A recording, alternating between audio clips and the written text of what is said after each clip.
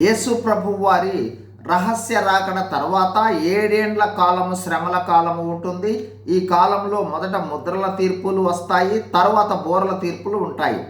6వ 7వ బూరల తీర్పు మధ్యలో విరామం ఉంటుంది. ఈ విరామమే ప్రకటన 10 నుంచి 11వ అధ్యాయం 14వ వచనం వరకు చూస్తాం. 10వ అధ్యాయంలో బలిష్ఠుడగు దూత చేతిలోని విప్పబడిన పుస్తకమును యోహాను దానిని తీసుకుని తినివేయటను చూచాం.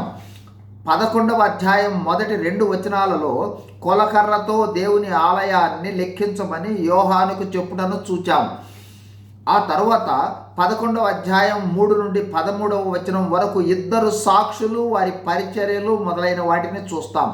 ఈరోజు ఈ 2 సాక్షుల గురించి కొంత తెలుసుకుందాం. 1, వీరిద్దరు సాక్షులు దేవుని చేత పంపబడిన వారు.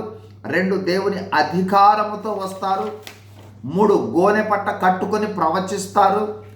4, 1260 దినములు ప్రవచిస్తారు, అంటే 3.5 సంవత్సరములు. 5, వీరిని ఒలీవ చెట్లతోనూ దీపస్తంభములతోనూ పోల్చటం జరిగింది. అంటే వీరు అభిషేకంతోనూ దైవికమైన ప్రకాశమును కలిగి ఉంటారు అనే విషయాన్ని తెలుసుకోవచ్చు. 6, వీరిద్దరికీ ఎవరైనా హాని చేయాలని ఉద్దేశిస్తే వారి నోటిలో నుండి అగ్ని వచ్చి వారి శత్రువులను దహించి వేస్తుంది. 7, వారు ప్రవచించు దినములలో వర్షము కురవకుండునట్లు ఆకాశమును మూయుటకు వీరికి అధికారం ఉంటుంది. 8, అలాగే వారికి ఇష్టమైనప్పుడు రక్తమును నీళ్లుగా మార్చుటకు అధికారం ఉంటుంది.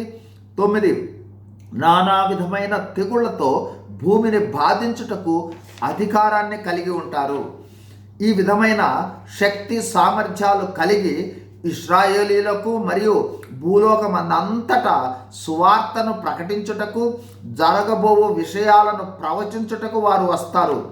వీరి పరిచర్య తరువాత, వీరి సాక్ష్యము తరువాత ఈ భూలోకంలో సువార్త మాకు తెలియదు, మాకు సువార్త తెలుపబడలేదు అని అనుటకు అవకాశం లేకుండా అందరికీ విస్తృతంగా సమర్థవంతంగా సువార్త ప్రకటించుటతో పాటు ప్రవచించుట కూడా జరుగుతుంది. వీరేమి ప్రకటించి ఉంటారో, ప్రవచించి ఉంటారో తర్వాత వీడియోలో చూద్దాం. God bless you. Thank you.